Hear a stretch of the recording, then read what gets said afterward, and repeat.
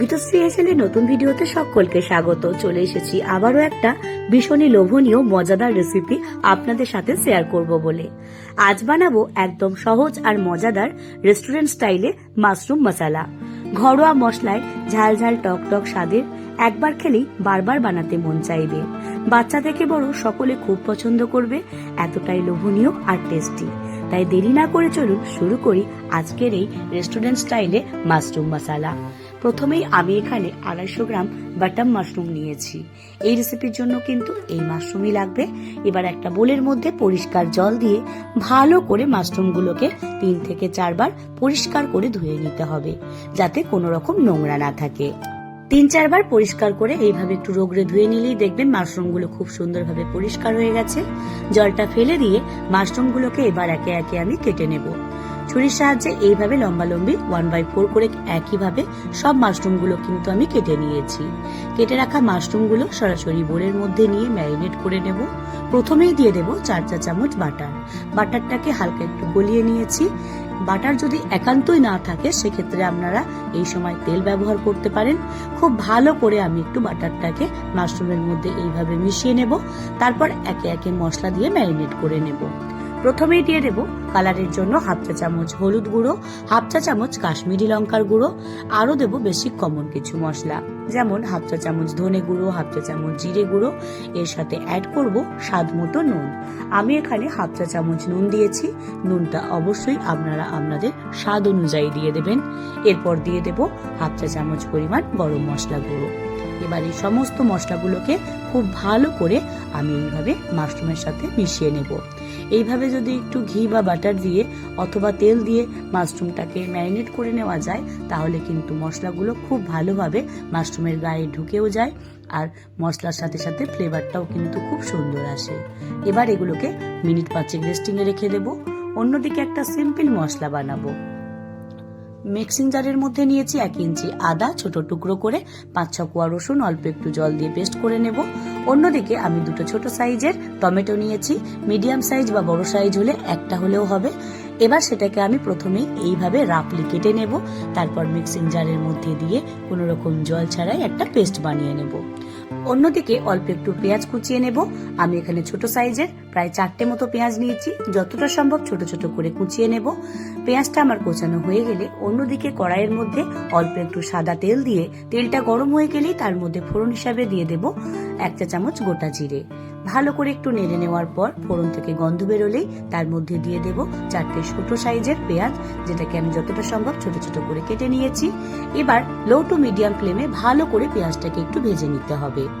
এইভাবে ভাজতে ভাজতে পেঁয়াজটা যখন আগের থেকে অনেকটাই নরম হয়ে আসবে, ঠিক তখনই এর মধ্যে দিয়ে দেব আদা রসুনের পেস্ট। অল্প একটু জল দিয়ে আদা রসুনটাকে আমি পেস্ট করে নিয়েছিলাম।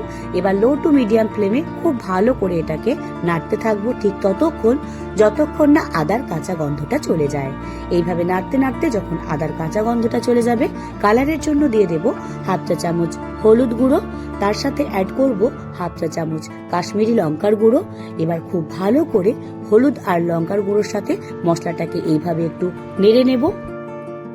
এইভাবে গুঁড়ো মশলাগুলো দেওয়ার পর ভালো করে একটু মিনিট খানেক কষে নেওয়ার পর দিয়ে দেব টমেটোর পেস্ট। আমি এখানে 2 ছোট সাইজের টমেটোর পেস্ট করে এর মধ্যে দিয়েছি। এবার খুব ভালো করে মশলার সাথে টমেটোর পেস্টটাকে মিশিয়ে নিতে হবে, যাতে কোনো রকম টমেটোর কাঁচা গন্ধ না থাকে, সেটা একটু খেয়াল রাখবো। ভালো করে মিনিট খানেক ধরে টমেটোটাকে এইভাবে বাকি মশলার সাথে কষে নিতে হবে। এইভাবে কষতে কষতে দেখবেন মশলা থেকে কিন্তু তেল ছাড়তে শুরু করেছে। এই ছোট্ট ছোট্ট জিনিসগুলো যদি একটু খেয়াল রাখা যায়, দেখবেন যে কোনো সাধারণ রান্নাও কিন্তু অসাধারণ টেস্টি হয়ে যায়। খুব ভালো করে সমস্ত মশলাটাকে এইভাবে একটু কষে নেব। মশলাটা কষতে কষতে যখন দেখবেন তেল আর মশলা আলাদা হয়ে গেছে, ঠিক সেই অবস্থায় দিয়ে দেব কাজুর পেস্ট। আমি এখানে 20 গ্রাম কাজুকে অল্প একটু জল দিয়ে পেস্ট করে নিয়েছিলাম। এবার কন্টিনিউ কিন্তু নাড়তে হবে, না হলে কাজুটা কিন্তু তলায় লেগে বা ধরে যেতে পারে। লো টু মিডিয়াম ফ্লেমে খুব ভালো করে এইভাবে একটু মশলাটাকে নেড়ে নেব। তারপর এর মধ্যে দিয়ে দেব অল্প একটু বেশি কমন মশলা, যেমন 1/2 চা চামচ ধনে গুঁড়ো আর 1/2 চা চামচ জিরে গুঁড়ো। সবকিছুকে দেওয়ার পর আবারও এইভাবে একটু নেড়ে নেব। তারপর এর মধ্যে দিয়ে দেব পরিমাণ মতো নুন। আমি এখানে 1/2 চা চামচ নুন দিয়েছি। নুনটা অবশ্যই আপনারা আপনাদের স্বাদ অনুযায়ী দেবেন। খুব ভালো করে সমস্ত মশলাটাকে আবারও কিন্তু কষে নেব। ফ্লেমটা লো টু মিডিয়ামে রেখে সমস্ত মশলাগুলোকে হাতে একটু সময় নিয়ে এইভাবে কষতে হবে। কষতে কষতে দেখবেন মশলা থেকে কালারটা যেমন চেঞ্জ হতে শুরু করেছে, ঠিক তেমনই এক্সট্রা যে অয়েল সেটাও কিন্তু আলাদা হতে শুরু করেছে। এই অবস্থায় আমি দিয়ে দেব আগে থেকে একটু গরম করে রাখা 1 কাপ পরিমাণ জল। রান্নায় যখনই ব্যবহার করবেন চেষ্টা করবেন গরম জল ব্যবহার করার। এতে রান্নার টেস্ট যেমন খুব সুন্দর হয়, ঠিক তেমনই রান্নাটার সময়টাও কিন্তু অনেকটাই কম লাগে। খুব ভালো করে জলের সাথে মশলাটাকে এইভাবে একটু মিশিয়ে নেব।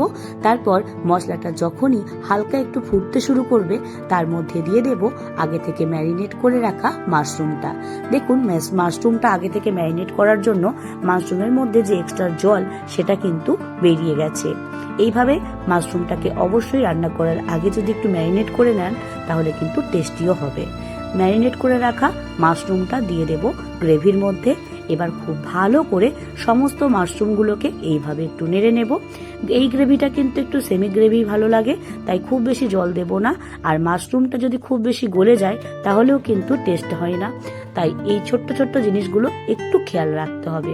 মাশরুমটা দেওয়ার পর মিনিট 5 শুধু অল্প একটুখানি লো টু মিডিয়াম ফ্লেমে জাস্ট এইভাবে একটু নেড়ে নিলেই দেখবেন মাশরুমটাও কিন্তু খুব ভালোভাবেই সিদ্ধ হয়ে গেছে। আর তাছাড়াও মাশরুমটাকে এর আগে ম্যারিনেট করেও রাখা হয়েছিল, তাই মাশরুমের মধ্যে মশলাটাও কিন্তু খুব ভালোভাবে ঢুকে গেছে। এবার আমি দিয়ে দেব অল্প একটু কাসুরি মেথি, হালকা একটু ক্রাশ করে নিয়েছি। খুব ভালো করে বাকি মশলার সাথে মিশিয়ে নেব। নামানোর আগে অল্প একটু ধনেপাতা কুচি ছড়িয়ে ভালো করে একটু নেড়ে নিলেই তৈরি রেস্টুরেন্ট স্টাইলে মাশরুম মশলা। তৈরি করা যেমন সহজ, খেতে তেমনই টেস্টি আর দেখতে তো খুবই লোভনীয়। বাড়িতে বাচ্চা থেকে বড় সকলে দেখবেন খুবই পছন্দ করবে। রুটি, ভাত, নান, পরোটা, রাইস, পোলাও যে কোনো কিছুর সাথে খেতে কিন্তু দারুণ লাগে। তাই নির্দ্বিধায় যে কোনো রেসিপির সাথেই আপনারা এটা পরিবেশন করতে পারেন। ঝটপট বানিয়ে নিন, আর কেমন লাগলো সেটা আমাকে কমেন্ট করে জানাতে প্লিজ ভুলবেন না। ইউটিউব থেকে যদি আপনারা এই ভিডিওগুলো দেখেন তাহলে অবশ্যই লাইক, শেয়ার, কমেন্ট করতে ভুলবেন না।